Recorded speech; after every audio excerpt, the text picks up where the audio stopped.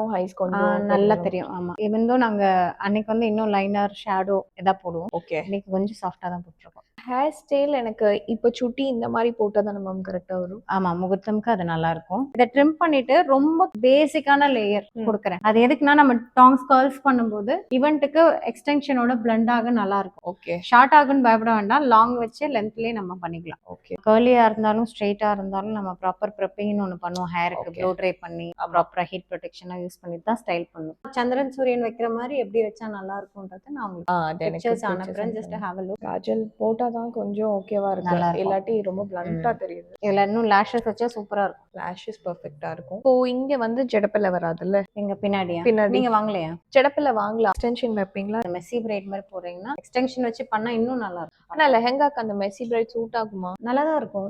மெஸ்ஸியே போலாம். அழகா ஃப்ரண்ட்ல ஹேர் எனக்கு ஃப்ரண்ட்ல ஹேர் எனக்கு என்னன்னா இந்த ஃப்ரண்ட்ல ரொம்ப இப்படி இழுத்து பிடிச்ச மாதிரி வேண்டாம். பண்ண மாட்டோம். எல்லாமே எனக்கு இங்க அதே மாதிரி மெஸ்ஸியா தான் கொஞ்ச நாளைக்கு அதை அப்படியே ஃப்ரீயா விட்டீங்கன்னா